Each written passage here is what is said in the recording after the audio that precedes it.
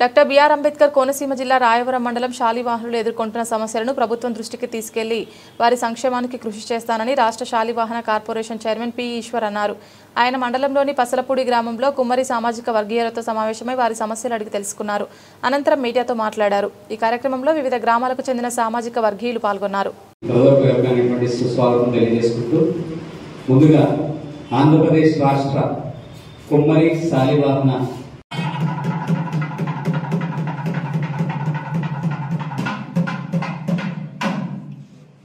ప్రత్యక్షంగా మాట్లాడుకుని తీసుకోవాలి తప్ప వాటిని విశ్వాసంగా దాకా మనం వెళ్ళవద్దు. ఎందుకంటే అందరికీ నమస్కారం. నా పేరు ఈశ్వర్ పేరేపి. ఆంధ్రప్రదేశ్ రాష్ట్ర శాలివాహన కుమ్మరి సంక్షేమ అభివృద్ధి కార్పొరేషన్ చైర్మన్గా ప్రభుత్వం నన్ను నియమించింది. అందులో భాగంగా చైర్మన్గా విధి నిర్వహణలో భాగంగా ఈ రోజున కోనసీమ జిల్లాలోని రాయవరం గ్రామంకి రావడం జరిగింది. మరి జిల్లాల పర్యటనలో నేను వివిధ సమస్యలు తెలుసుకుంటున్నాను.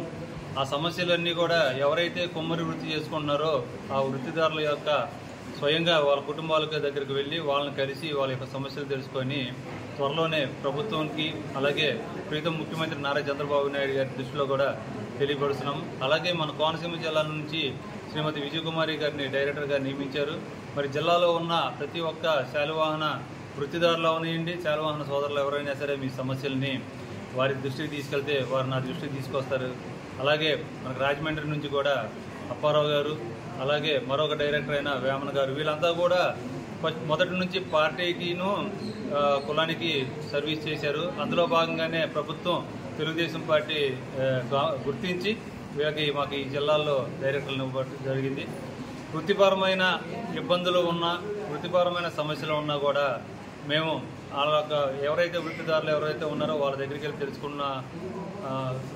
తెలుసుకున్న దాంట్లో మేము ప్రతి ఒక్క వృత్తిదారుడికి ఒక గుర్తింపు కార్డు ఇవ్వాలని త్వరలో ప్రభుత్వాన్ని కోరుతున్నామండి. ఆ గుర్తింపు కార్డులోనే ఎవరైతే వృత్తి చేసుకుంటున్నారో ఆ వృత్తి వాళ్ళకి కావలసిన యొక్క మట్టి, అలాగే వృత్తి చేసుకున్న తర్వాత ఆ కుండలని కాల్చుకోవడానికి సరైన ప్రదేశాలు లేక వాళ్ళు ఇబ్బంది పడుతున్నారు. ఆ ప్రదేశాలకు సంబంధించిన స్థలం కోసం కూడా ప్రభుత్వాన్ని అడగబోతున్నాం. అలాగే కొన్ని చోట్ల పరికరాల సమస్య ఉంది. ఇవన్నీ కూడా అంటే ప్రభుత్వం త్వరలో ఆదరణ పథకాన్ని వదలబోతుంది. ఆదరణ పథకంలో భాగంగా కూటమి ప్రభుత్వం ఎప్పుడు కూడా చేతి వృత్తుల వారికి ప్రోత్సాహాన్ని అందించాల్సిన ఉద్దేశంతో ఉన్న ప్రభుత్వం. గతంలో కూడా ఆదరణ పథకం తెలుగుదేశం ప్రభుత్వం ఇచ్చింది. మరి గత ప్రభుత్వం దాన్ని నిర్వీర్యం చేసింది. విధులు లేవు, నిధులు లేవు. కార్పొరేషన్ చైర్మన్లకు కూడా చేరలేని పరిస్థితిలో ఉన్న ప్రభుత్వం నుంచి ఇవాళ కార్పొరేషన్ చైర్మన్లందరికీ కూడా ప్రతి ఒక్క కులానికి సంబంధించిన చైర్మన్ వారి యొక్క కులంలో ఉన్న వృత్తిదారుల వద్దకు వెళ్ళి సమస్యలు తెలుసుకోమని మమ్మల్ని అందరూ పంపించింది. అందులో భాగంగా రావడం అయింది.